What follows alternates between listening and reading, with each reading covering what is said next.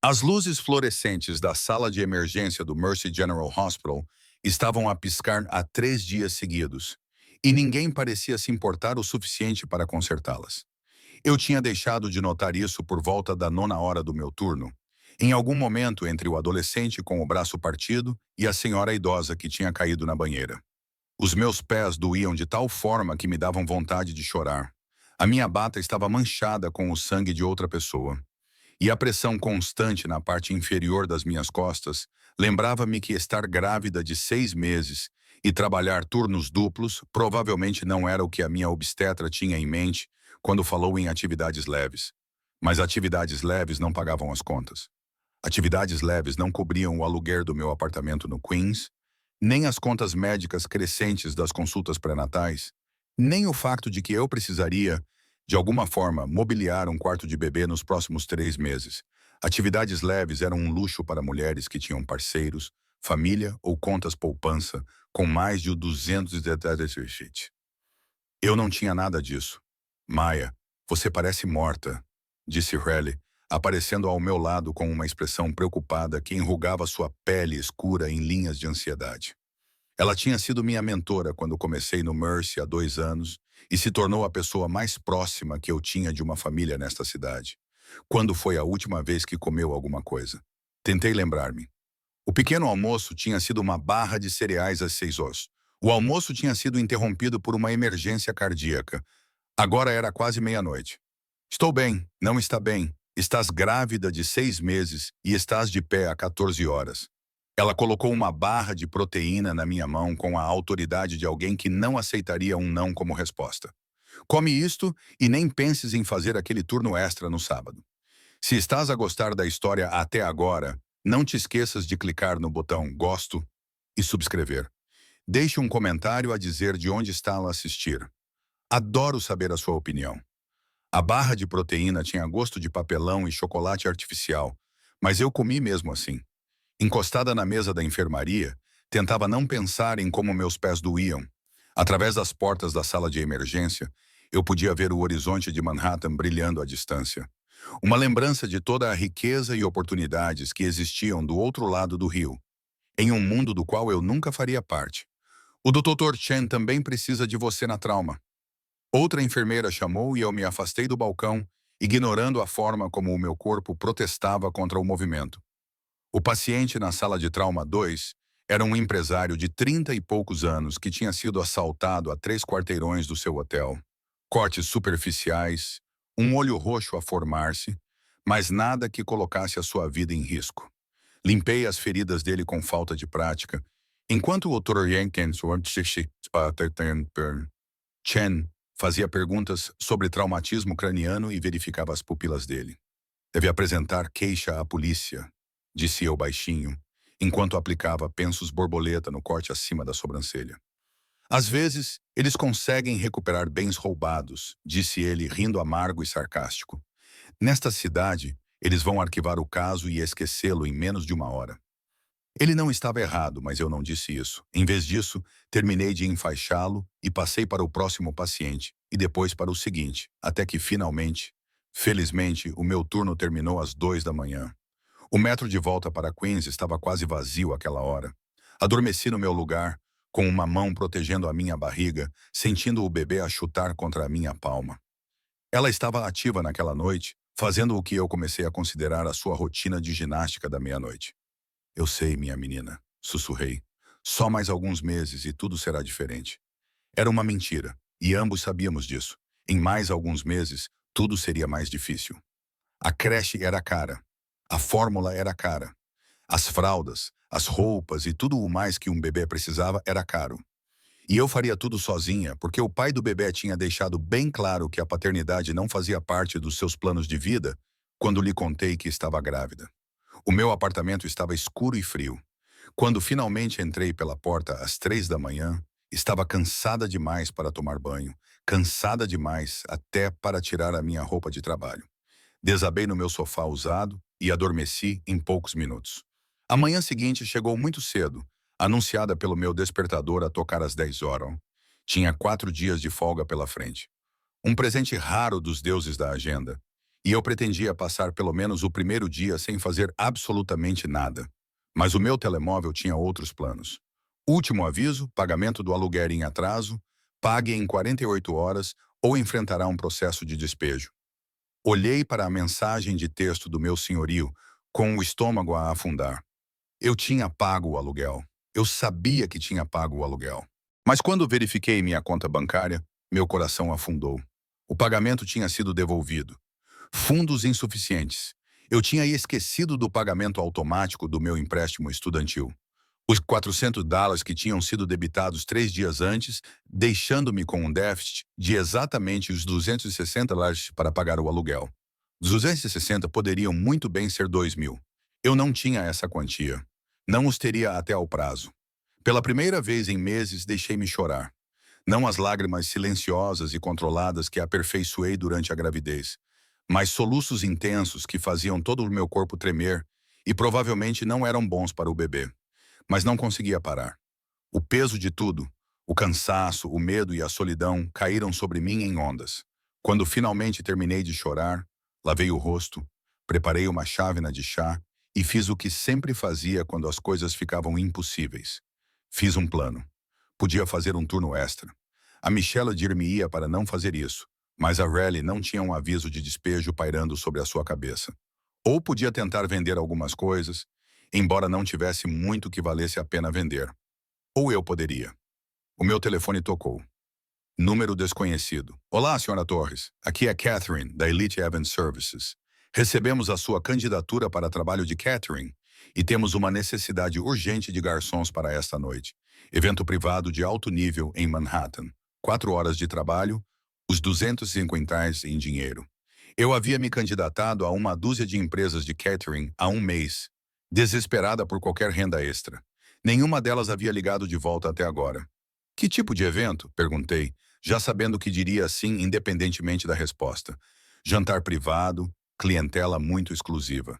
Precisaria estar no local às 18 para uma orientação. Calças pretas, camisa branca de botões, sapatos confortáveis. Consegue vir? US$ 250. Quase exatamente o que eu precisava para evitar o despejo. Estarei lá, respondi. O local era em Tribeca, um armazém reformado que havia sido transformado em algo elegante e caro.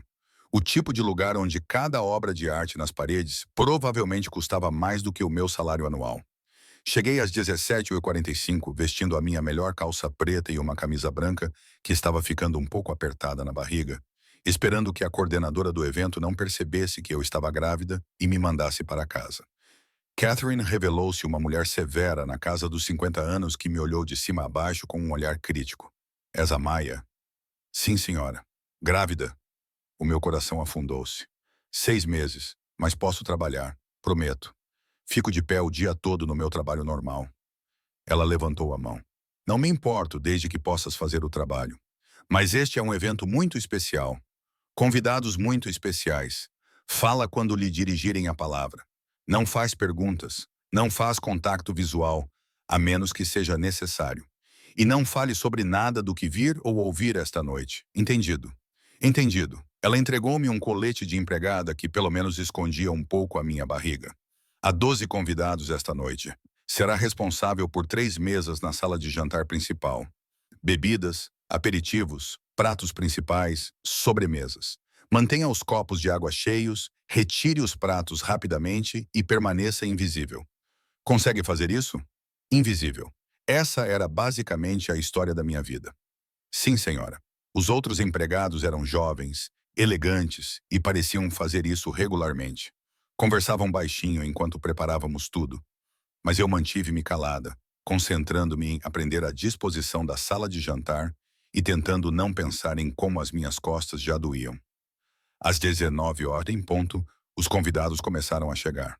Eu estava na cozinha a encher a minha bandeja com taças de champanhe quando ouvi a voz de Catherine assumir um tom que eu nunca tinha ouvido antes. Diferencial, quase reverente. Senhor Vulov, seja bem-vindo. A sua mesa está pronta. Através da janela da porta da cozinha, vi-o pela primeira vez. Era alto, talvez 1,88 m, com cabelo escuro penteado para trás e um rosto que parecia esculpido em mármore. Maçãs do rosto salientes, queixo forte e olhos tão escuros que pareciam pretos à distância. Vestia um fato que provavelmente custava mais do que o meu carro antes de avariar, e que eu tive de vender para peças. Tudo nele transmitia poder. Desde a forma como se movia pelo espaço, como se fosse o dono, até a forma como os outros convidados subtilmente ajustavam as suas posições para acomodar a sua presença. Dois homens ladeavam-no. Segurança. Percebi que não estavam vestidos como seguranças, mas a forma como os seus olhos constantemente examinavam a sala, a forma como os seus casacos se projetavam ligeiramente de um lado, disse-me tudo o que eu precisava de saber. Quem é aquele? Sussurrei ao empregado ao meu lado, um jovem chamado Marcos. Ele lançou-me um olhar incrédulo. Não sabes que é o Alex Vulov? Ele basicamente comanda o crime organizado russo em Nova York e metade de Nova Jersey. Ele pegou na sua própria bandeja.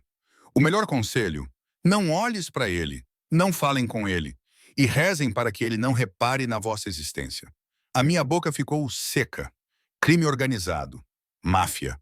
Eu estava a servir bebidas a verdadeiros criminosos, mas eram $250.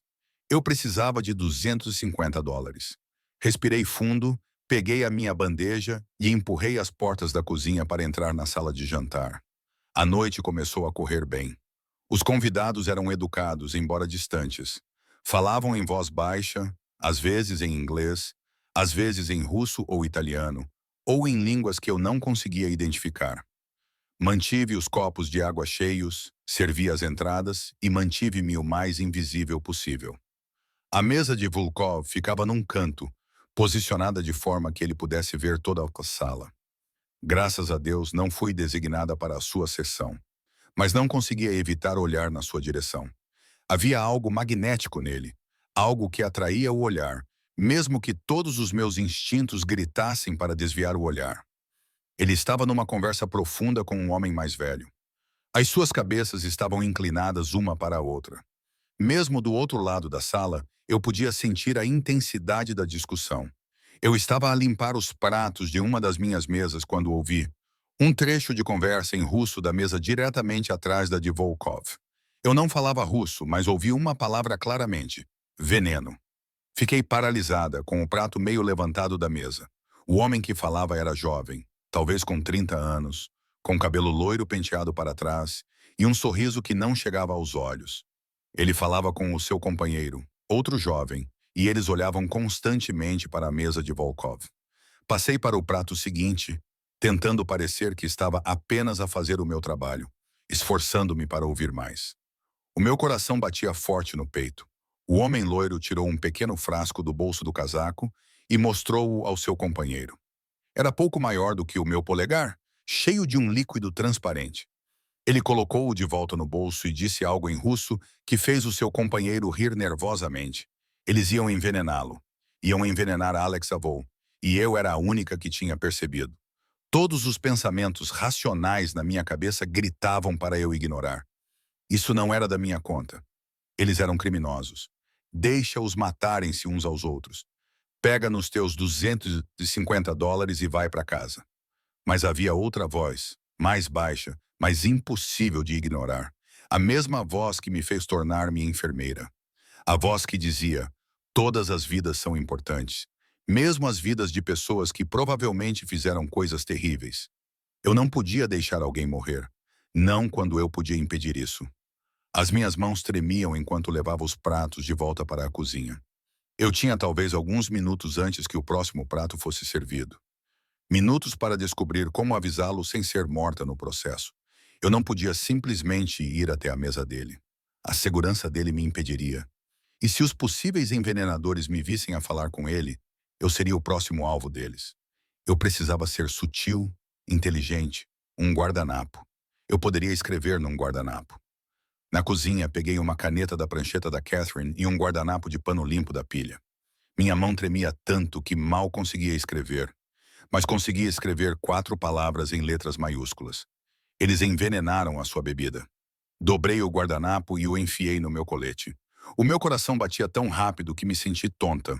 O bebê chutou com força, como se sentisse o meu medo. "Estás bem?" Marcos perguntou, olhando para mim com preocupação. "Estás pálida." Estou bem. Menti. Só preciso de um pouco de água. O próximo prato estava a ser servido. Enchi a minha bandeja com os pratos da minha secção, a minha mente a pensar em cenários. Como poderia entregar-lhe o guardanapo? Eu não estava a servir à mesa dele. Não podia simplesmente passar por lá, a menos que deixasse cair alguma coisa. Levei a minha bandeja para a sala de jantar, dirigindo-me às mesas que me foram atribuídas. Mas, ao passar perto da mesa de Vulov, tropecei sem motivo aparente, cambaleando para a frente com um suspiro. A bandeja inclinou-se e os pratos escorregaram. Consegui apanhar a maioria deles, mas um caiu em direção à mesa de Volkov, aterrando com um estrondo que fez toda a sala ficar em silêncio. Desculpe, gaguejei, pousando a bandeja e correndo para limpar os cacos de cerâmica e a comida espalhada. Desculpe, vou limpar isto imediatamente.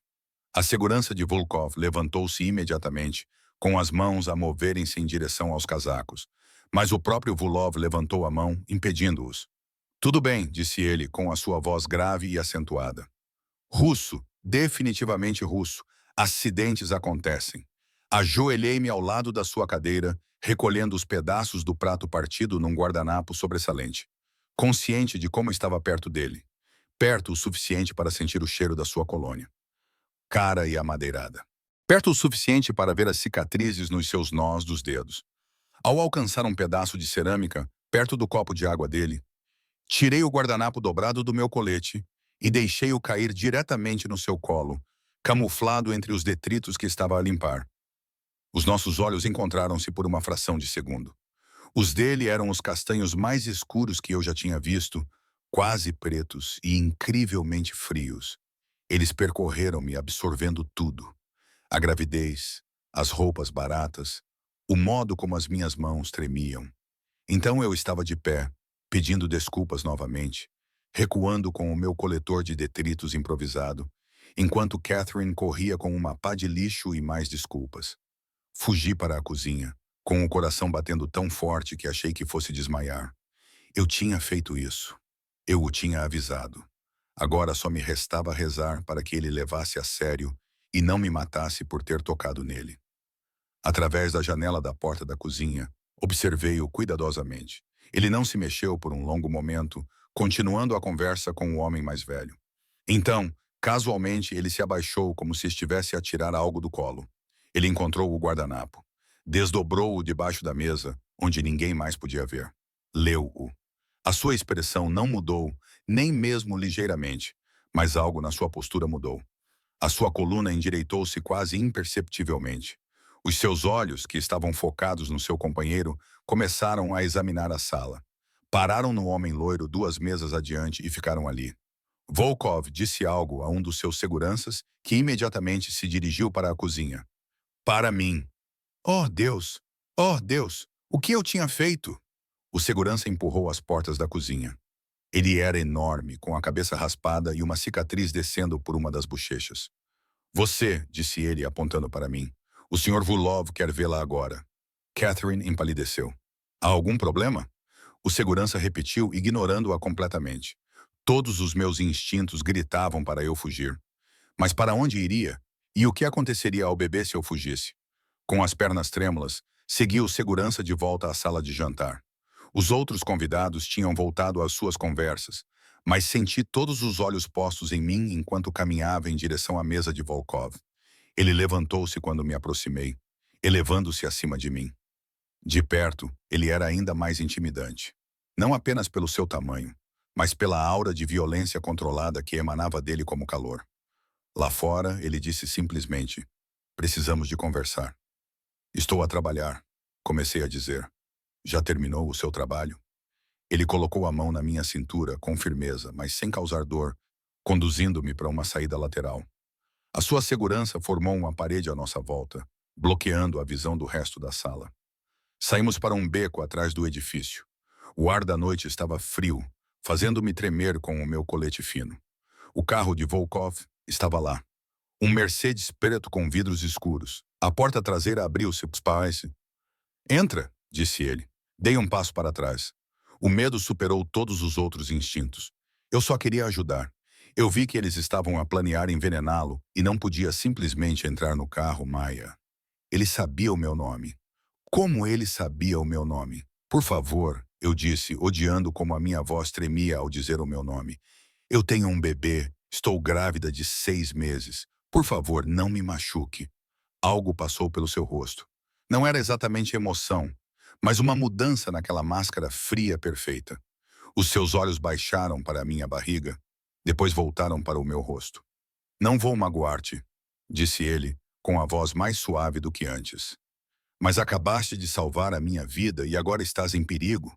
Aqueles homens que tentaram envenenar-me. Eles viram-te a dar-me aquele guardanapo. Sabem que me avisaste, o que significa que vão atrás de ti a seguir. As palavras atingiram-me como água gelada. Claro, claro que eles tinham visto. Eu estava tão concentrada em avisá-lo que não pensei em me proteger. Entre no carro, ele disse novamente. Vou levá-la para um lugar seguro. Vamos conversar e decidir o que fazer a seguir. Olhei para a porta aberta do carro e para o beco atrás de mim, escuro e vazio. Olhei para o rosto de Vulov, frio e perigoso, mas não, percebi, ameaçador. O bebê deu um pontapé forte, como se estivesse a dar a sua opinião. Entrei no carro, voltei no carro. Volov sentou-se ao meu lado e a porta fechou-se com um clique final que soou caro.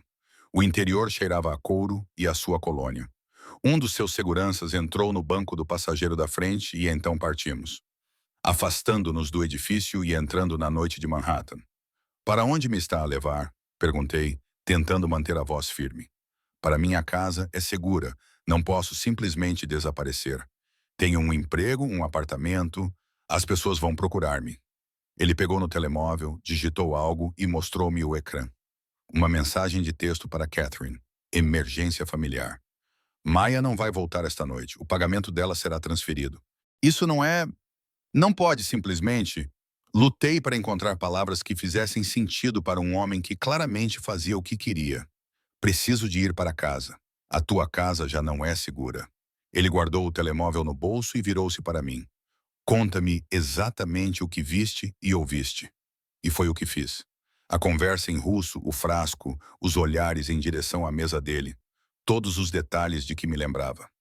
Ele ouviu sem interromper, com uma expressão indecifrável. Quando terminei, ele ficou em silêncio por um longo momento. Falas russo? Perguntou ele finalmente.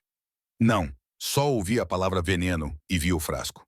A maioria das pessoas teria ignorado, ficado fora disso. Os seus olhos escuros estudaram-me com uma intensidade que me fez querer contorcer-me. Por que não o fizeste? Encarei o seu olhar, encontrando uma coragem que não sabia que tinha. Porque sou enfermeira, salvo vidas. É o que faço, mesmo as vidas de criminosos. Mesmo assim, algo que poderia ser respeito brilhou nos seus olhos. Qual é o seu nome completo? Maya Torres. Onde trabalha Maya Torres? No Mercy General Hospital, na sala de emergência. Ele digitou algo no seu telemóvel. Quando paramos em frente a um prédio de tijolos marrons no Upper East Side, eu tinha certeza de que ele sabia tudo sobre mim, meu endereço, meu saldo bancário, provavelmente meu tipo sanguíneo. O prédio era lindo. 4 andares de tijolos impecáveis e janelas grandes. Não era o que eu esperava de um chefe do crime. Eu imaginava algo mais parecido com uma fortaleza, mais obviamente defensivo. Mas quando entramos, eu entendi. A segurança estava lá, apenas escondida. Câmaras em todos os cantos, portas reforçadas, homens posicionados em pontos estratégicos. Era uma fortaleza, só que elegante. Dmitri irá mostrar-lhe um quarto de hóspedes, disse Vulov. Descanse um pouco. Conversaremos mais pela manhã. Não posso ficar aqui, protestei fracamente. Tenho que trabalhar amanhã. Já providenciei para que tirasse uma licença do hospital. Por motivos médicos. O seu supervisor foi muito compreensivo quando o meu pessoal explicou que você teve algumas complicações na gravidez. Olhei para ele com uma mistura de raiva e medo a fervilhar no meu estômago. Não pode simplesmente reorganizar a minha vida. Posso e fiz isso porque, neste momento, a sua vida está em perigo. E a única maneira de mantê-la viva é mantê-la aqui sob a minha proteção. Ele aproximou-se, tão perto que tive de inclinar a cabeça para trás para manter o contato visual. Você salvou a minha vida esta noite, Maya. Agora vou salvar a sua, quer você goste ou não. O quarto de hóspedes era maior do que todo o meu apartamento. Uma cama king size dominava o espaço, coberta com o que pareciam lençóis de seda verdadeira. Janelas do chão ao teto davam vista para um jardim privado, embora cortinas pesadas estivessem fechadas no momento. Havia um banheiro anexo com banheira, chuveiro separado e mais mármore do que eu já tinha visto fora de um museu. Fiquei parada no meio de tudo isso, ainda vestindo meu colete de Catherine, e tentei não ter um colapso nervoso. Uma batida suave na porta me fez pular. Sim, uma mulher entrou, talvez com 50 anos, com olhos gentis e cabelos grisalhos presos num coque elegante. Ela trazia roupas dobradas e toalhas. Senhorita Torres, sou Helena. Eu administro a casa do Sr. Volov. Achei que você gostaria de tomar um banho e trocar de roupa. Estas devem servir em você. Ela colocou as roupas na cama, pijamas de algodão macio, um roupão e até roupas íntimas ainda na embalagem. Tudo parecia ser exatamente do meu tamanho. Como é que ele sabia? Comecei a perguntar. O Sr. Volkov é muito meticuloso, disse Helena com um pequeno sorriso. A casa de banho tem tudo o que precisa. Se estiver com fome, posso trazer uma bandeja. O meu estômago roncou em resposta. Mal tinha comido nada o dia todo. Estava demasiado nervoso com o trabalho de Catherine. Isso seria ótimo. Obrigado. Claro, alguma restrição alimentar, alergias? Abanei a cabeça, demasiado abalada para falar. Helena estudou-me por um momento, sua expressão suavizando-se. Sei que isto deve ser assustador, mas está seguro aqui, senhor. Volkov protege os seus e o senhor tornou-se um dos seus, quer tenha planeado isso ou não. Depois que ela saiu, finalmente deixei-me afundar na beira da cama. O colchão era tão macio que quase gemi. O meu corpo doía todo, pés, costas, ombros. O bebê estava a dar cambalhotas, provavelmente a reagir ao meu estresse. Eu sei, menina, sussurrei, colocando as duas mãos na barriga. Isto é uma loucura, mas vamos ficar bem. Temos de ficar. O banho foi tudo o que eu sonhei durante aqueles longos turnos no hospital. Água quente infinita, pressão da água que realmente funcionava, e sabonete sofisticado com cheiro de lavanda e algo mais que eu não conseguia identificar. Fiquei debaixo do chuveiro até os meus dedos ficarem enrugados, lavando o pânico junto com a sujeira do dia. O pijama serviu perfeitamente. O roupão também. Eu estava a secar o cabelo com uma toalha quando ouvi outra batida na porta. Helena voltou com uma bandeja cheia de comida. Frango grelhado, legumes assados, pão fresco, um acompanhamento de massa e um copo de leite. O Sr. Volkov achou que você poderia estar com fome, disse ela, colocando uma bandeja sobre uma mesinha perto da janela. Isso é demais, protestei, mesmo com água na boca. Está a comer por dois e parece que não faz uma refeição decente há semanas. O tom de Helena era gentil, mas firme, lembrando-me Rochelle. Coma, descanse, amanhã chegará logo. Comi tudo o que estava na bandeja e depois subi para a cama enorme. Apesar da minha ansiedade, apesar de tudo, o cansaço venceu. Adormeci em poucos minutos. Acordei com a luz do sol a entrar por uma fresta nas cortinas e com o cheiro de café. Por um momento de desorientação, pensei que estava a sonhar. Então a realidade voltou. O relógio na mesinha de cabeceira marcava 9 horas. Eu tinha dormido quase 10 horas seguidas. Outra batida na porta. Helena novamente, desta vez com uma bandeja de café da manhã e mais roupas. Bom dia. O Sr. Vulov gostaria de vê-la no seu escritório às 10 horas. Trouxe algumas opções para você vestir. As opções eram roupas de maternidade em vários estilos, calças confortáveis, camisas macias e até um vestido. Todas de marcas famosas que eu reconhecia das revistas, mas que nunca teria condições de comprar. De onde vieram essas roupas? Perguntei, tocando o tecido de uma blusa particularmente macia. Foram entregues esta manhã. O Sr. Volkov tem pessoas que tratam dessas coisas. Helena pousou a bandeja do pequeno almoço. Ovos, torradas, fruta fresca, iogurte, mais café. Não se apresse, não há pressa. Depois de ela sair, tomei o pequeno almoço lentamente, tentando processar a minha situação. Eu tinha sido essencialmente raptada por um chefe do crime russo. Ele comprou-me roupas, deu-me um quarto na sua mansão e agora queria conversar. Eu precisava descobrir como sair dali, voltar para a minha vida, meu emprego, meu apartamento. Mas, mesmo enquanto pensava nisso, lembrei-me das suas palavras. A sua vida está em perigo. Estava mesmo? Ou era apenas uma desculpa para me manter ali? Vesti a roupa mais prática que encontrei, calças pretas de maternidade e uma camisola cinzenta, e tentei domar o meu cabelo para ficar apresentável. Exatamente às 10 horas. Abri a porta e encontrei Dmitri, o segurança com cicatrizes da noite anterior, à espera no corredor. Por aqui, Sr. Torres, disse ele, com um sotaque forte, mas um inglês claro. Ele conduziu-me por uma grande escadaria até ao piso principal. Depois, por um corredor repleto de obras de arte que provavelmente custaram mais do que os meus empréstimos estudantis. Paramos diante de uma pesada porta de madeira.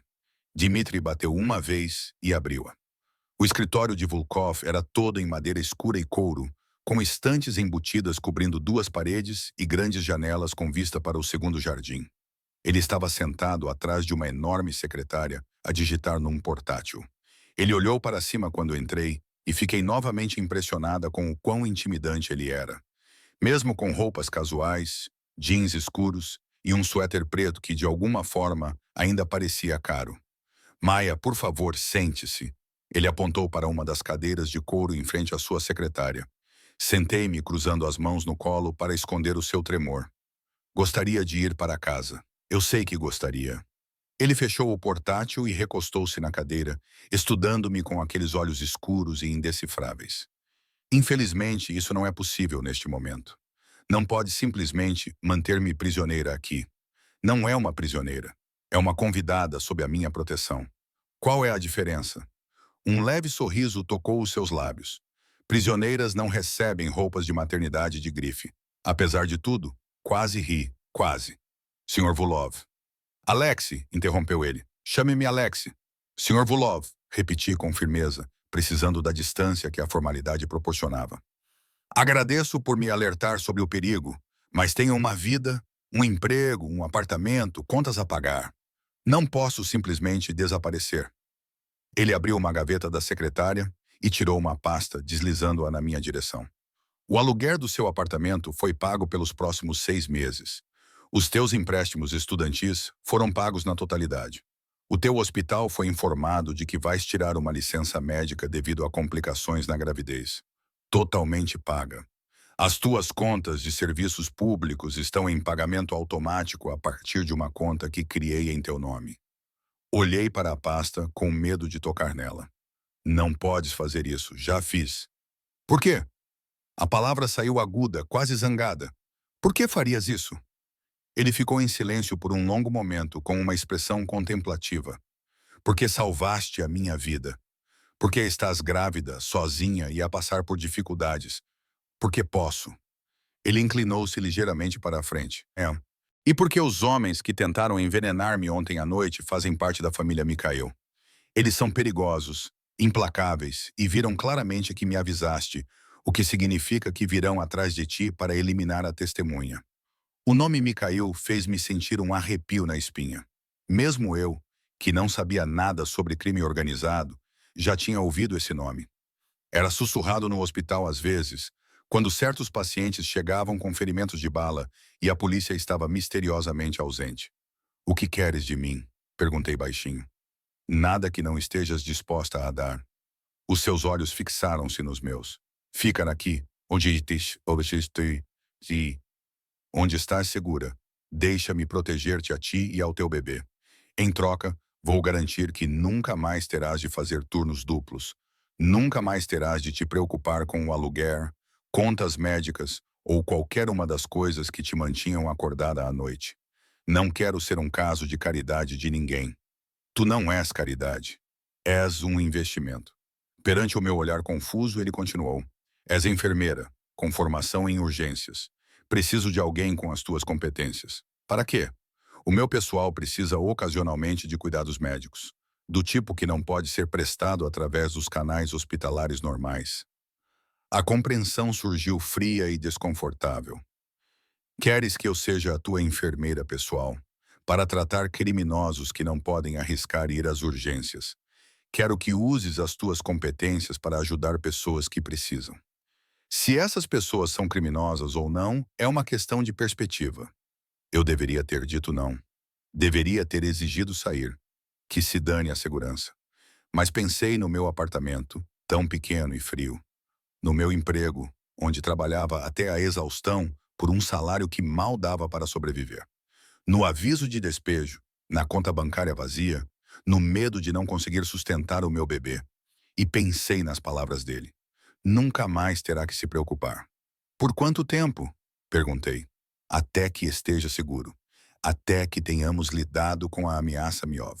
E se eu disser não, ele se levantou, contornou a mesa e sentou-se na borda, agora mais perto de mim. Então eu te levarei para casa e designarei seguranças para vigiar o teu apartamento, o teu local de trabalho, todos os lugares que fores. Porque não vou deixar que morras por minha causa, Maia. Não depois de teres arriscado a tua vida para me salvar. Se está a gostar desta história, certifique-se de subscrever e ativar as notificações para nunca perder uma publicação. O seu apoio significa tudo e ajuda-me a trazer mais histórias emocionantes como esta. Havia algo na sua voz, uma intensidade que ia além da mera obrigação. Eu não entendia. Não conseguia entender o que significava, mas sentia. Aquela corrente elétrica entre nós. O que aconteceu ontem à noite? Perguntei. Depois de receber o meu aviso, a sua expressão endureceu.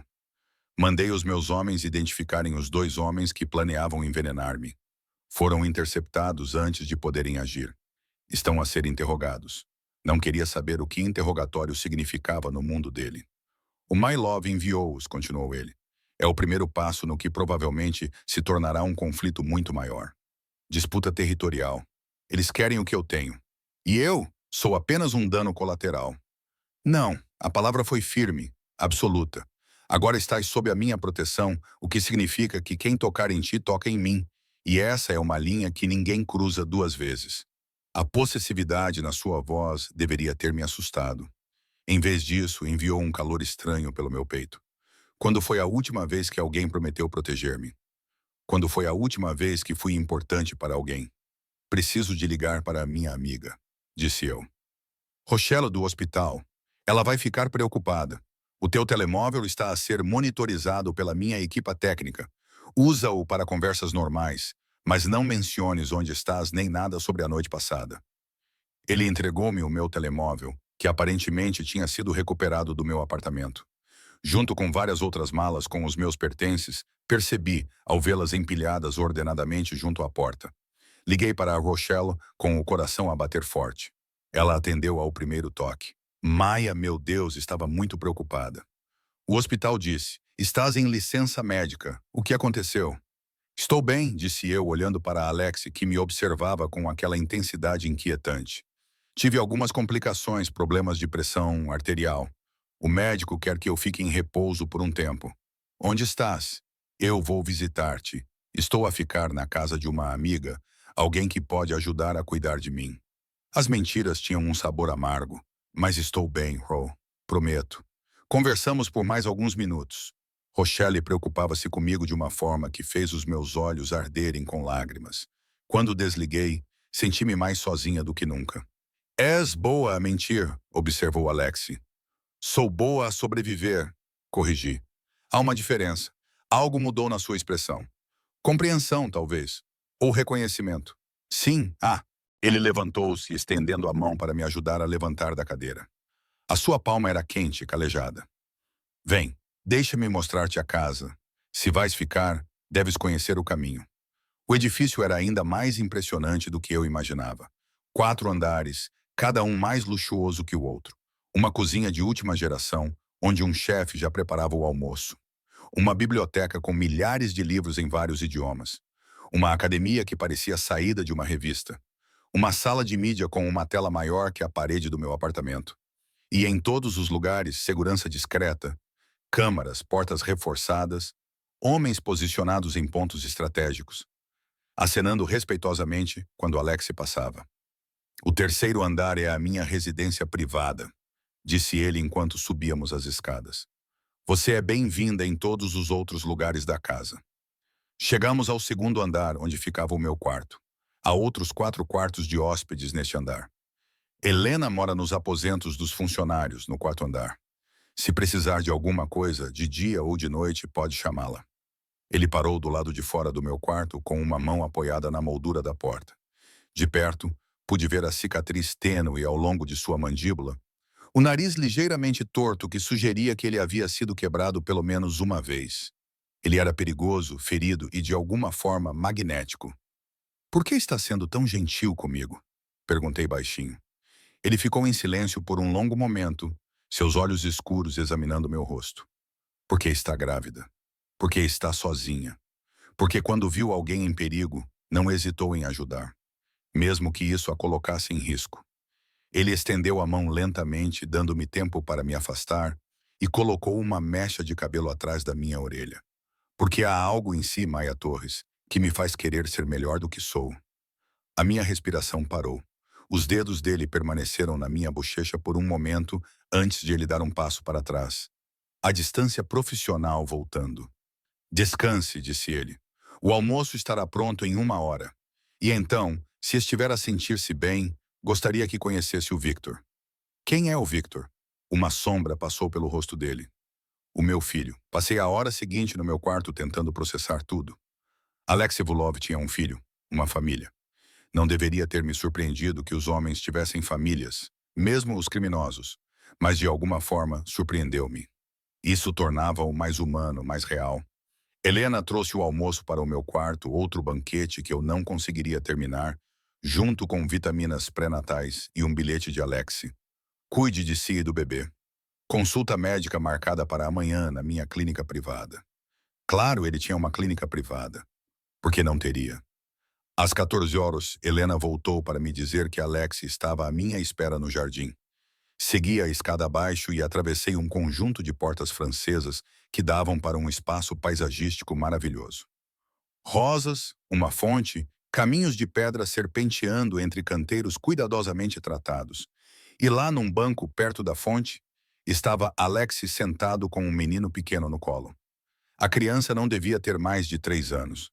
Com cabelos escuros como os do pai e a mesma estrutura óssea marcante, ele lia um livro ilustrado, o dedo pequeno traçando as palavras enquanto a voz grave de Alexis narrava em russo. Eles pareciam tão normais, tão distantes do criminoso perigoso que eu sabia que Alexei era. Ele olhou para cima quando me aproximei e algo em sua expressão suavizou-se. Maia, venha conhecer Victor. O menino virou-se olhando para mim com curiosidade solene. Catuona, papá? Perguntou ele. Victor, o inglês, disse Alex gentilmente. Esta é a menina Maia. Ela vai ficar conosco por um tempo. Por quê? Perguntou Victor, com a franqueza das crianças pequenas.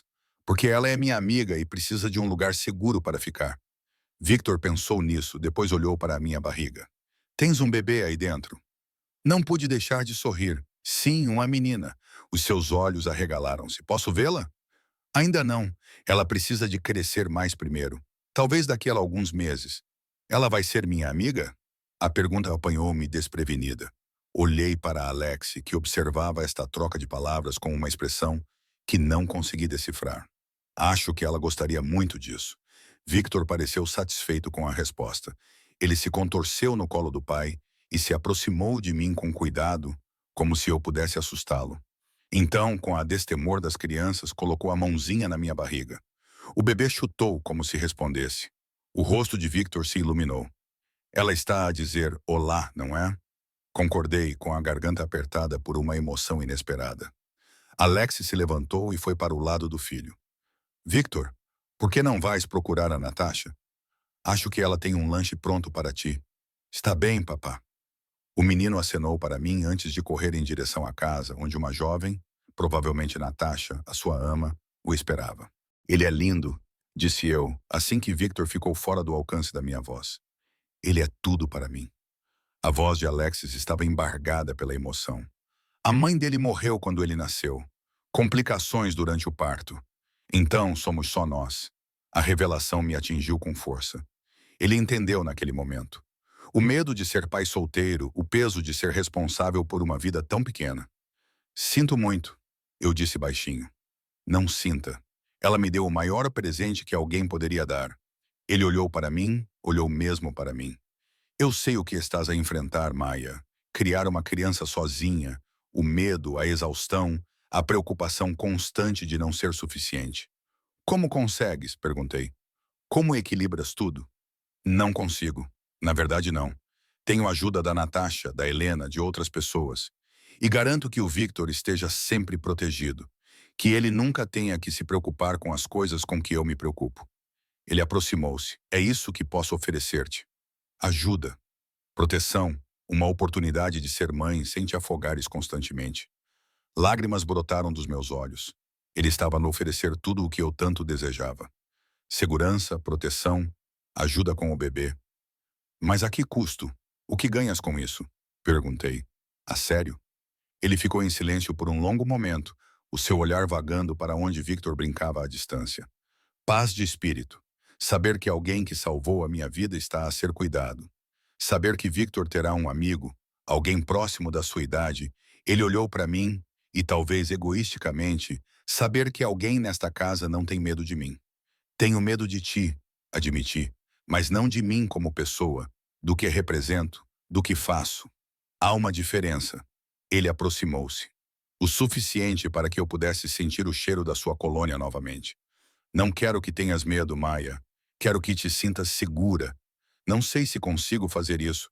Então vamos começar aos poucos. Fica para jantar hoje à noite. Conhece algumas das minhas pessoas. Vê que não somos monstros. Apenas pessoas a tentar sobreviver num mundo complicado. Eu deveria ter dito não. Deveria ter mantido a minha distância. Mas o riso encantado de Victor ecoou pela casa. E pensei na minha bebê, na minha menina, a crescer com um amigo, a crescer segura e cuidada. Está bem, eu disse. Jantar. O seu sorriso era como o nascer do sol, caloroso e inesperado. Ótimo. Venha, vou mostrar-lhe a sala médica. Deve saber com o que está a trabalhar. A sala médica ficava no primeiro andar, acessível através de uma porta escondida no que parecia ser um armário para casacos. Estava melhor equipada do que algumas salas de emergência em que já trabalhei. Mesa de exame, equipamento cirúrgico completo, farmácia abastecida com tudo, desde antibióticos a anestésicos. Isto é extenso, disse eu, passando a mão pelo equipamento. Quem montou isto? Um médico que trabalhava para mim.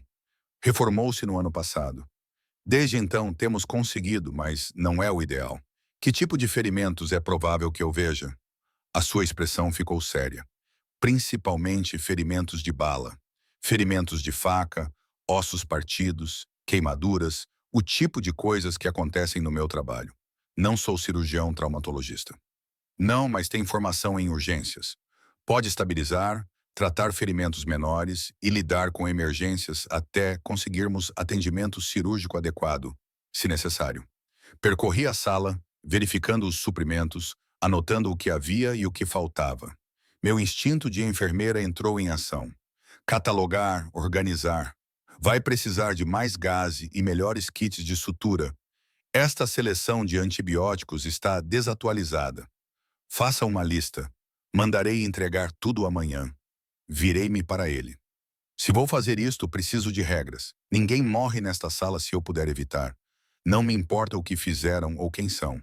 Se alguém precisa de ajuda, eu ajudo. Isso não é negociável. Concordo. E preciso de acesso a recursos médicos adequados. Se alguém precisa de cuidados hospitalares, recebe cuidados hospitalares dentro do razoável. Algumas situações não podem correr esse risco. Então, essas são situações das quais não farei parte. Olhamos um para o outro, sem recuar. Finalmente, ele acenou com a cabeça. É justo? Mais alguma coisa? Sim, se em qualquer momento eu me sentir insegura. Se o teu mundo se tornar insuportável, eu posso ir embora. Sem perguntas, sem consequências. Algo brilhou nos seus olhos.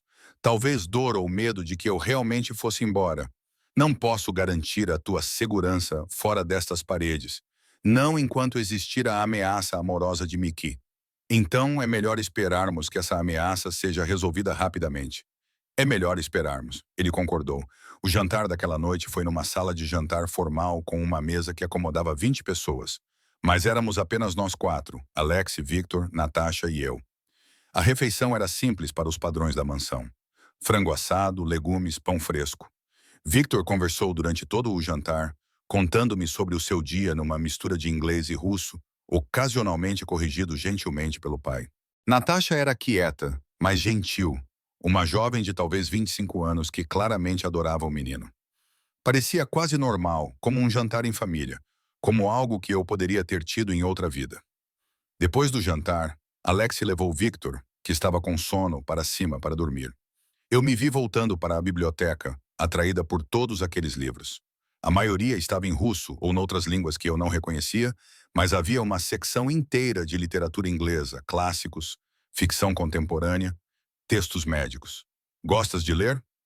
Virei-me e vi Alex na porta, sem casaco e com a gravata afrouxada. Ele parecia mais relaxado do que eu já o tinha visto, mais acessível. Quando tenho tempo, o que não é frequente, tu tens tempo agora. Ele entrou na sala, apontando para as prateleiras. Tudo isto é seu para explorar. Também há um tablet no seu quarto com acesso a milhares de outros livros. Você realmente pensou em tudo? Tento. Ele serviu 2 bebidas de uma garrafa na mesa lateral. Depois pareceu lembrar-se. Desculpe, você está grávida. Prefere água com gás? A consideração foi inesperada e comovente. Sim, por favor. Ele voltou momentos depois com um copo de cristal com água com gás e limão. Sentamo-nos nas cadeiras de couro junto à lareira, com as chamas a projetar sombras dançantes. Conta-me sobre a mãe do Victor, disse eu, se quiseres. Ele ficou em silêncio por tanto tempo que pensei que não iria responder. Então, Irena, ela era fogo, linda, apaixonada, completamente inadequada para alguém na minha posição, mas eu amava-a mesmo assim. Como se conheceram? Ela era violinista. Ouvia tocar num concerto e não consegui tirá-la da cabeça. Levei 3 meses para convencê-la a jantar comigo. Um sorriso triste tocou os seus lábios. Ela sabia o que eu era, o que eu fazia. Mesmo assim, escolheu-me, e isso matou-a. Isso não é justo. Complicações no parto acontecem. Não foi culpa sua, foi.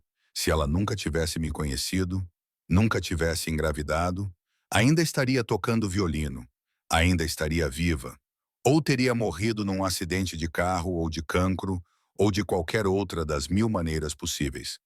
Não pode se culpar pela aleatoriedade do universo.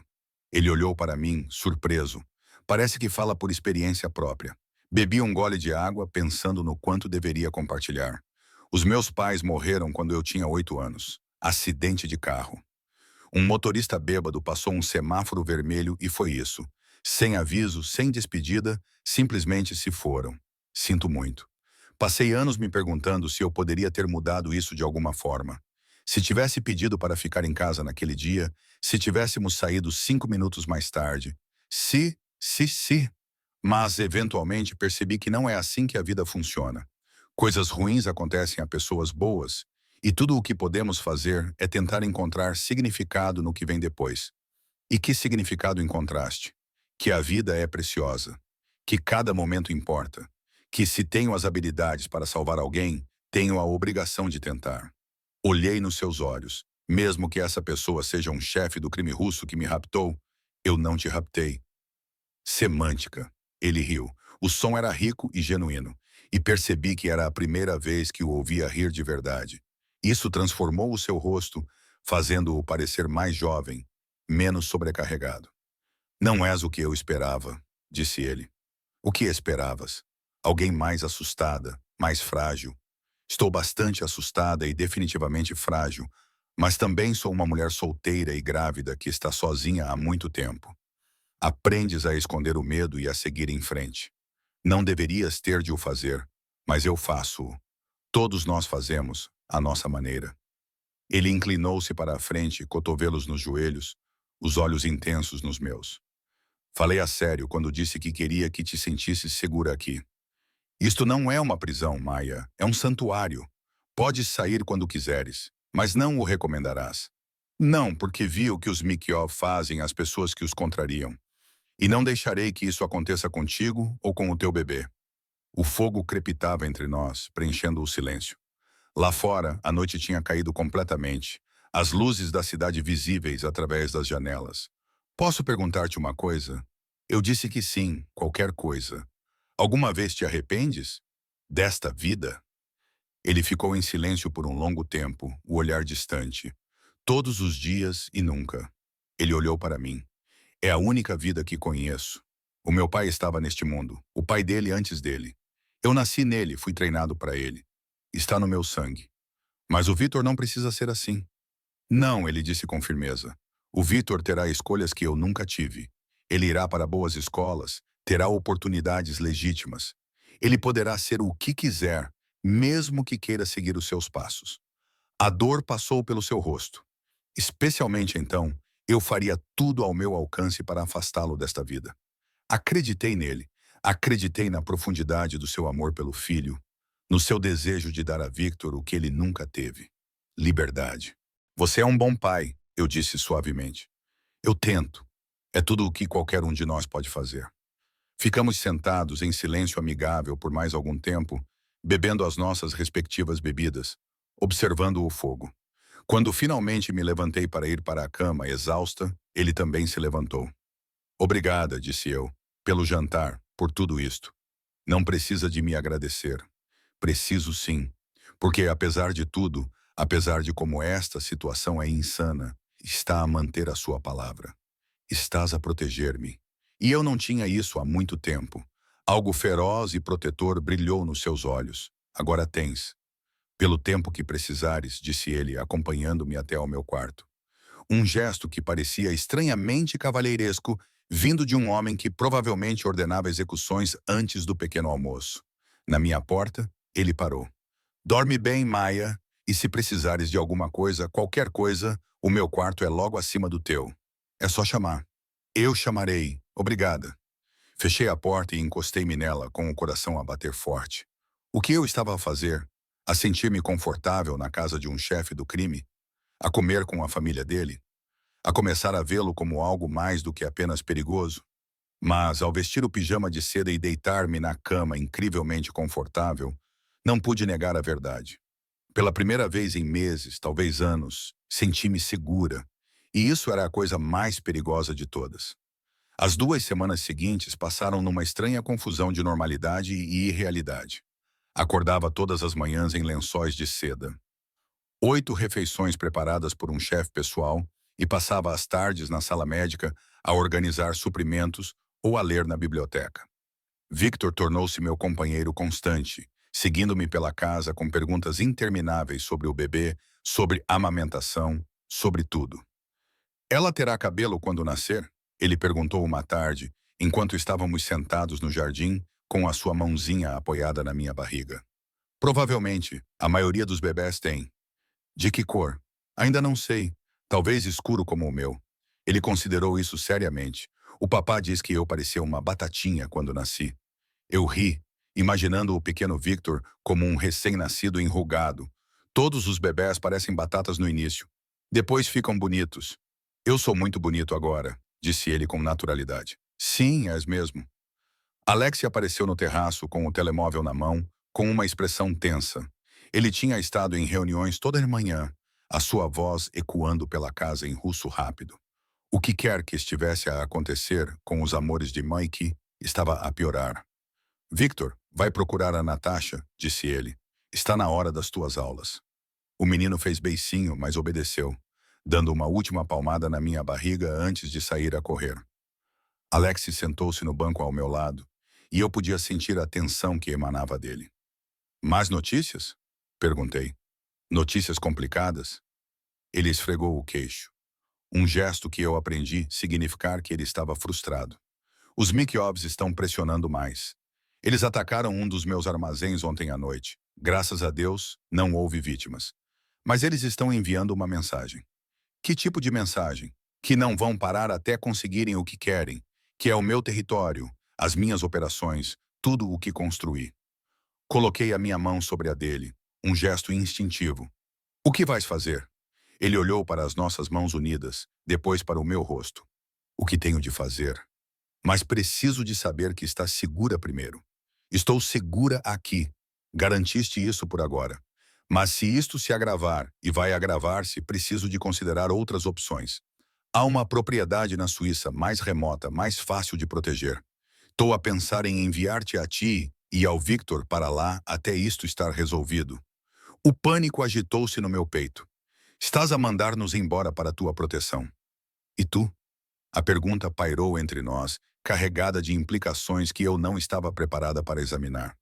Os seus olhos suavizaram-se e ele virou a mão para segurar a minha corretamente. Eu ficarei bem. Já sobrevivi a coisas piores do que os Mikyovs. Isso não é reconfortante, Maia. Ele aproximou-se, a sua mão livre subindo para acariciar a minha bochecha. Não posso fazer o que precisa ser feito se estiver constantemente preocupado com você. Se eu souber que você e o Victor estão seguros, em algum lugar longe desta confusão, posso me concentrar. Posso acabar com isto. Acabar com isto, o que queres dizer? Quero dizer o que quero dizer. Não faças perguntas para as quais não queres respostas. Eu deveria ter me afastado. Deveria ter ficado horrorizada com a maneira casual como ele discutia a violência. Mas, em vez disso, inclinei-me para o seu toque, encontrando conforto na sua presença. Quando? Perguntei. Em breve. Talvez em alguns dias. Ainda estou a fazer os preparativos. Naquela noite não consegui dormir. O bebê estava inquieto, a dar pontapés e a revirar-se, e a minha mente não se acalmava. Fiquei a pensar no plano da Alexis de me mandar embora, em como sentiria a falta do riso do Victor, da gentileza da Helena, da estranha sensação de pertença que encontrei nesta casa, em como sentiria a falta dele. Era perigoso. Esses sentimentos que se desenvolviam entre nós, inadequados. Ele era um criminoso, e eu era o quê? Sua prisioneira, sua empregada, algo completamente diferente. À meia-noite desisti de dormir e desci as escadas de roupão, pensando que talvez um pouco de leite morno ajudasse. A casa estava silenciosa. Apenas os bips suaves dos sistemas de segurança quebravam o silêncio. Encontrei Alex na cozinha, em pé ao balcão com um copo de vodka, olhando pela janela para o jardim escuro. Ele estava sem camisa, vestindo apenas calças de pijama. E eu podia ver as cicatrizes que marcavam as suas costas. Feridas de bala, cortes de faca, evidências de uma vida violenta. Não consegue dormir? Ele perguntou sem se virar. O bebê está a fazer ginástica. Você está muito na minha cabeça? Ele virou-se para mim. E na luz fraca da cozinha, ele parecia exausto, vulnerável de uma forma que eu nunca tinha visto. Queres um chá? Seria ótimo. Ele se movia com uma domesticidade surpreendente, enchendo a chaleira, pegando canecas e saquinhos de chá. Receita da Helena, disse ele. Camomila com mel. Ela jura que ajuda a dormir. Sentamo-nos na ilha da cozinha, esperando a água ferver. A intimidade do momento, apenas nós dois na casa silenciosa, parecia significativa de alguma forma, como cruzar uma linha invisível. Posso perguntar-te algo pessoal? Eu disse. Pode perguntar. Posso não responder, porque não voltou a casar. Depois de Inrea, ele ficou em silêncio por um longo momento, os dedos traçando padrões na bancada de mármore. Porque mais ninguém me fez sentir o que ela me fez sentir. E porque trazer alguém para esta vida, para este mundo, parece uma sentença de morte. Mas trouxeste-me para cá. Já estavas em perigo por minha causa. Isso é diferente de escolher envolver alguém. Ele olhou para mim. Embora eu suponha que o resultado seja o mesmo. Estás aqui no meu mundo em risco por minha causa. Eu tomei a decisão de te avisar. A culpa é minha. É mesmo? Ou eu manipulei a situação?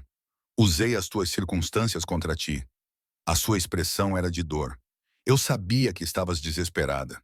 Eu sabia que não tinhas outras opções. Eu poderia simplesmente ter pago as tuas dívidas e deixado-te voltar para a tua vida. Em vez disso, trouxe-te para a minha casa, tornei-te dependente de mim. Estás a dar demasiado crédito a ti mesma. Eu não sou tão fácil de manipular, não é? Estás aqui, não estás? A usar roupas que eu comprei, a dormir na minha casa, a cuidar do meu filho. Ele levantou-se abruptamente e foi até a janela. Diz-me, Maia, se eu não tivesse pago as tuas dívidas, se não estivesses em perigo, ainda estarias aqui? A pergunta doeu porque eu não sabia a resposta. Eu teria ficado se tivesse escolha? Ou estava apenas a tirar o melhor proveito de uma situação ruim? A chaleira apitou, quebrando a tensão.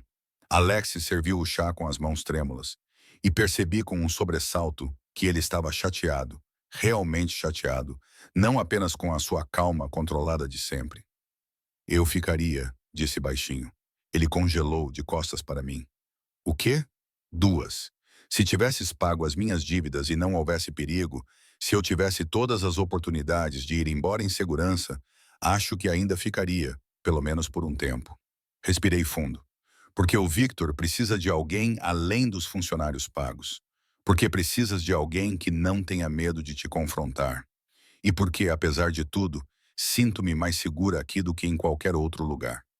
Ele virou-se lentamente, os seus olhos escuros procurando os meus. Não estás a falar a sério. Estou, e isso aterroriza-me. Levantei-me, aproximando-me dele. Eu deveria odiar-te.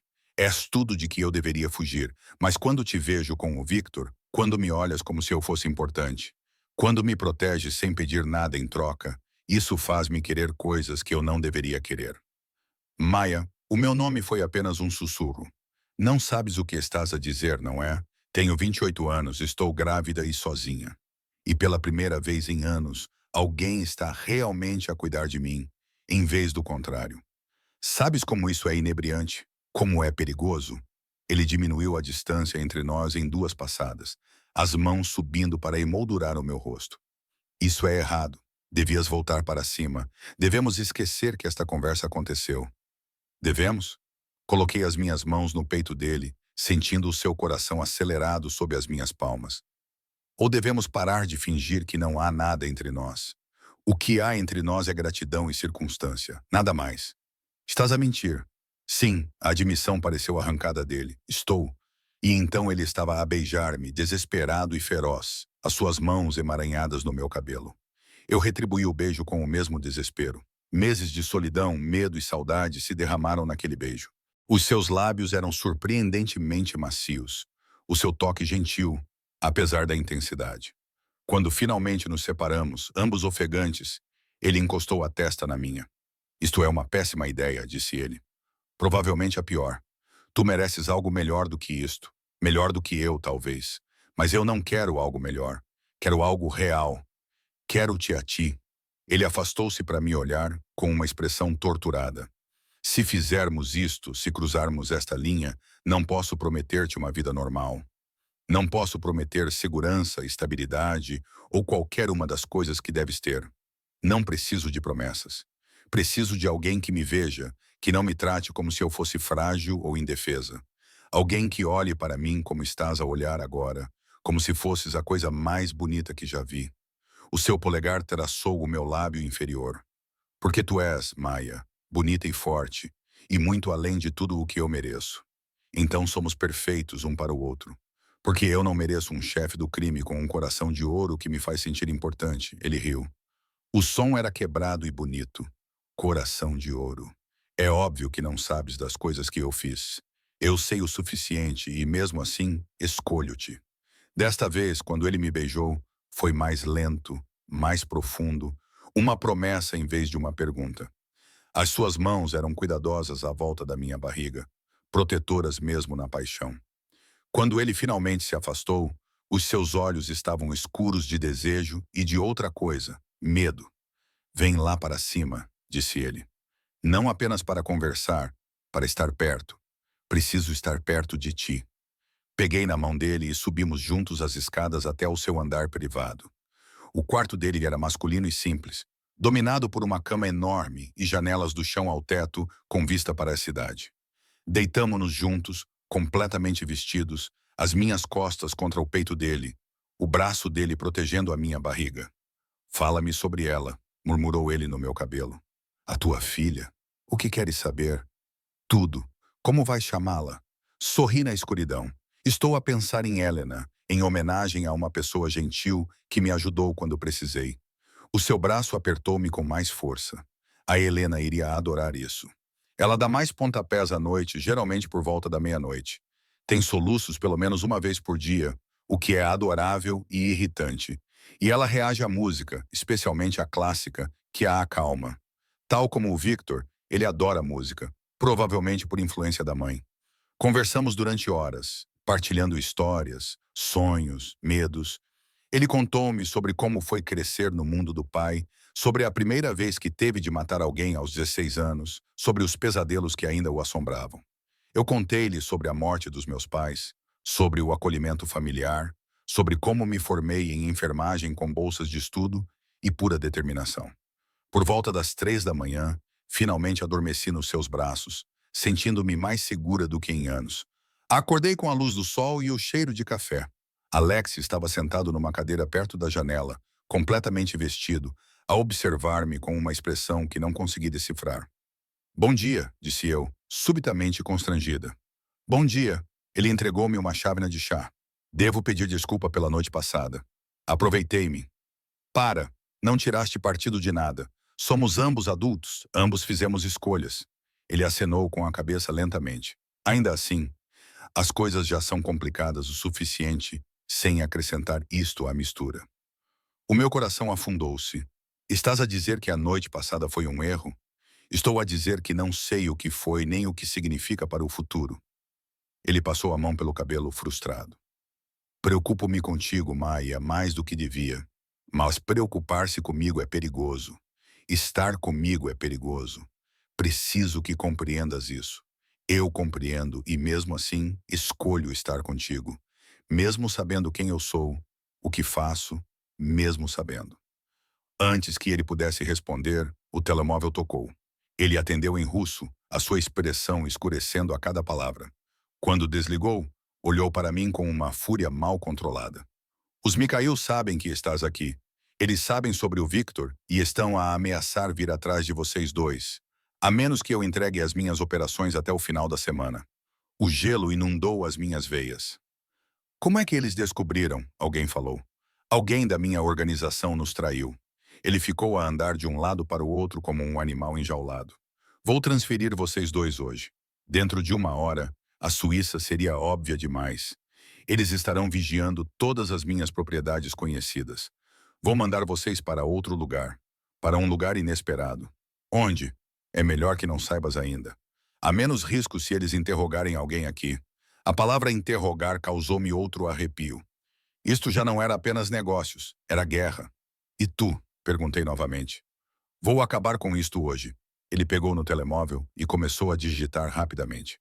Tenho pessoas no local. É hora de partir, Alexi. Ele veio até mim e me abraçou com força. Preciso que confies em mim. Consegues fazer isso? Acenei com a cabeça contra o peito dele, respirando o seu cheiro, tentando memorizar este momento. Ótimo. Agora vai fazer as malas. Só o essencial. O Dmitry vai levar-te a ti e ao Victor. A Helena também vai para ajudar com ele. E a Natasha, ela está com a família há 2 anos. Confio nela, mas não vou arriscar. Ela vai ficar aqui. Em 30 minutos, estávamos num SUV com vidros escuros. Helena segurava um Victor confuso. Eu segurava uma pequena mala com os meus pertences. Alex ficou na entrada da garagem, com uma expressão de fúria controlada no rosto. Inclinou-se pela minha janela. Eu irei atrás de ti.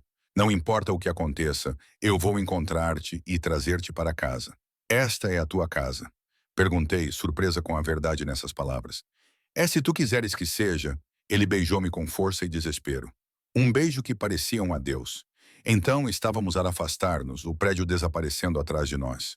O abrigo acabou por ser uma cabana modesta no interior de Nova York, enterrada no meio da floresta, sem vizinhos por quilômetros.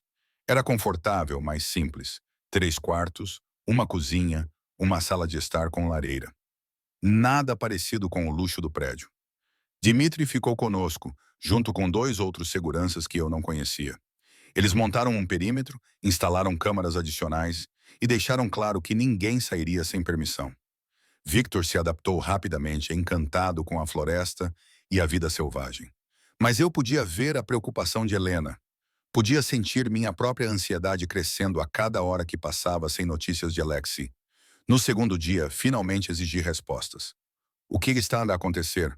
Alguém teve notícias dele? A expressão de Dmitry era sombria. O Sr. Volkov está a lidar com a situação. É tudo o que posso dizer. Isso não é suficiente. Preciso saber se ele está bem. Ele está a fazer o que precisa ser feito por si. Pelo Victor. Por todos nós. Eu queria gritar com a falta de resposta. Em vez disso, fui para o meu quarto e liguei para o telemóvel de Alexis. A chamada foi direcionada para o correio de voz.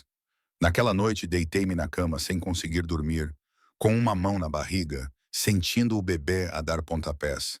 A tua mãe está a enlouquecer, sussurrei, e acho que estou apaixonada por um homem muito perigoso. O que devo fazer com isso? O bebê deu outro pontapé, como se dissesse, descobre. No terceiro dia, o telemóvel da Helena tocou. Observei-a a atender, a sua expressão passando de preocupada a aterrorizada e depois a aliviada em questão de segundos. Maia, disse ela com a voz trêmula. Acabou. O Sr. Volkov está vivo. Ele vem atrás de nós. O alívio tomou conta de mim com tanta força que os meus joelhos ficaram fracos. Quando? Amanhã. Ele está a tratar de alguns detalhes finais. Depois, virá pessoalmente. Passei a noite a andar de um lado para o outro, ansiosa demais para dormir. O bebê parecia sentir a minha agitação, chutando e rolando constantemente. Quando o amanhecer finalmente chegou, eu estava exausta e nervosa, parada na janela, à procura de qualquer sinal de aproximação. O SUV preto chegou às 9 horas. Saí pela porta antes mesmo de ele parar completamente, apesar dos protestos de Dmitry sobre os protocolos de segurança. Alexei saiu do veículo e eu prendi a respiração. Ele estava com um aspecto terrível, rosto machucado, lábio cortado, movendo-se com cuidado como se suas costelas doessem, mas vivo. Ele estava vivo. Maia, ele me segurou quando eu praticamente me joguei em cima dele, seus braços me envolvendo, apesar dos ferimentos que ele escondia. Calma. Estou um pouco machucado. O que aconteceu? Você está bem? Eles fizeram isso? Ele me silenciou com um beijo, gentil por causa do lábio cortado, mas não menos intenso. Estou bem. Está feito. Os Mikhailovs não são mais uma ameaça. Eu queria perguntar o que isso significava, mas não tinha certeza se queria lá a resposta. Em vez disso, apenas o abracei, sentindo o seu coração bater contra o meu. Papá. Victor saiu da cabine. Natasha logo atrás dele, jogando-se nos pés do pai. Alex estremeceu, mas o pegou no colo mesmo assim, segurando o filho com força. Ei, rapazinho, sentiste tanta saudade de mim? Trouxeste-me um presente? Apesar de tudo, Alex riu. Talvez, veremos. Helena apareceu, com alívio estampado no rosto. Ela e Alex trocaram algumas palavras em russo e vi lágrimas nos olhos dela enquanto o abraçava. Finalmente, ele pousou Victor no chão e voltou-se para mim. Precisamos de conversar em particular. Caminhamos um pouco pela floresta, apenas o suficiente para ficarmos fora do alcance dos ouvidos. O sol da manhã filtrava-se através das árvores. Os pássaros cantavam à nossa volta. A cena era quase pacífica. Conta-me, disse eu. Tudo. Ele encostou-se a uma árvore, claramente exausto. Dei-lhes uma escolha. Deixar Nova York para sempre ou enfrentar as consequências. Eles escolheram lutar. O seu maxilar apertou-se. Então dei-lhes as consequências. A sua liderança desapareceu. As suas operações foram desmanteladas. Qualquer um que tentar reconstruir enfrentará o mesmo destino. Desapareceram? Quer dizer? Sim, quero dizer exatamente isso. Os seus olhos encontraram os meus. Desafiadores. Isso muda o que sente por mim? Eu deveria ter dito que sim. Deveria ter ficado horrorizada. Mas pensei na ameaça que eles fizeram contra mim e Victor. Pessoas inocentes que eles estavam dispostos a magoar para conseguir o que queriam. Pensei em Alexei fazendo o que precisava fazer para proteger a sua família. Não, eu disse baixinho. Isso não muda nada. Um alívio passou pelo seu rosto. Estar a falar a sério? Estou, não gosto disso. Não vou fingir que entendo o seu mundo ou que aprovo a violência, mas entendo por que fez o que fez e estou grata por estarmos a salvo. Ele me puxou para perto, com o rosto enterrado no meu cabelo. Eu fiquei com tanto medo o tempo todo. Tudo o que conseguia pensar era em voltar para ti, garantir que estavas segura, ter a certeza. Ele afastou-se para me olhar. Amo-te, Maia. Sei que é muito cedo, muito complicado, muito tudo. Mas amo-te e preciso que saibas isso antes de tomares qualquer decisão. O meu coração vacilou. Que decisões? Ou se queres que eu te arranje um lugar seguro, longe de tudo isto, que te dê dinheiro, proteção, tudo o que precisas para criar a tua filha em paz. A sua voz estava rouca de emoção. Eu compreenderei se decidires partir. Vou odiar isso, mas compreenderei. Coloquei as minhas mãos no peito dele, sentindo o seu coração acelerado sob as minhas palmas. Eu escolho-te. Eu escolho esta vida louca, perigosa e impossível porque também te amo. E porque o Victor precisa de uma figura materna e a minha filha precisa de um pai, e nós precisamos um do outro. Tens a certeza? Porque uma vez que estiveres totalmente neste mundo, não há volta a dar. Ficarás ligado a mim, à minha organização, a tudo o que eu sou. Eu já estou ligado a ti. Estou desde o momento em que me puxaste para dentro daquele carro. Eu sorri. Além disso, alguém precisa de te manter vivo. É óbvio que não consegues fazer isso sozinho. Ele riu, depois fez uma careta. Definitivamente, tinha as costelas magoadas. Vamos, entra para que eu possa examinar-te adequadamente. E depois vamos para casa. Casa? Repetiu ele, como se estivesse a atestar a palavra. Sim, vamos para casa. 3 meses depois, entrei em trabalho de parto numa terça-feira à tarde. Alex, normalmente tão calmo e controlado, entrou em pânico total. Ele me colocou no carro antes mesmo de eu terminar de arrumar a minha mala para o hospital, ligou para o seu médico particular, ligou para Helena para buscar Victor, ligou para todo mundo. Respire, eu disse a ele quando outra contração começou. Sou eu quem está a ter o bebê e estou mais calma do que você. Isso é diferente. Isso é você. Isso é... Ele apertou o volante com mais força. E se algo der errado? E se nada der errado? Temos os melhores cuidados médicos que o dinheiro pode comprar. E eu sou forte. Lembre-se, 12 horas depois, Helena Maria Torres Volkov veio ao mundo, gritando com toda a força dos seus pequenos pulmões. Ela era perfeita. Cabelo escuro, olhos castanhos, 10 dedos nas mãos e nos pés. E quando Alexia segurou pela primeira vez, com lágrimas escorrendo pelo rosto, eu me apaixonei por ele novamente. Victor ficou completamente encantado, insistindo em segurar a sua irmãzinha constantemente. Ela é tão pequena, sussurrou ele com admiração. Como uma bonequinha muito barulhenta, disse Alexi com um sorriso, enquanto Helena soltava outro grito. Nós a trouxemos para a casa Brownstone, porque era isso que ela se tinha tornado. E a vida entrou num novo ritmo. Alimentações tarde da noite, trocas de fraldas, Victor a ajudar à sua maneira de criança de 3 anos. A organização de Alexis a funcionar perfeitamente nos bastidores, mas sem nunca tocar na bolha de domesticidade que tínhamos criado. Uma noite, quando Helena tinha 6 semanas, encontrei Alexi no berçário às 3 da manhã, segurando-a enquanto ela dormia. Ele cantava baixinho em russo uma canção de ninar que eu não conhecia. És bom nisto, disse eu da porta. Ele olhou para cima sorrindo. É prática. O Vitor dormia muito mal. Fui juntar-me a eles, encostando-me ao seu lado, observando o peito minúsculo da nossa filha subir e descer. Estás feliz? Perguntei. Mais feliz do que alguma vez imaginei ser possível, disse ele, beijando-me no topo da cabeça. Salvaste a minha vida, Maia.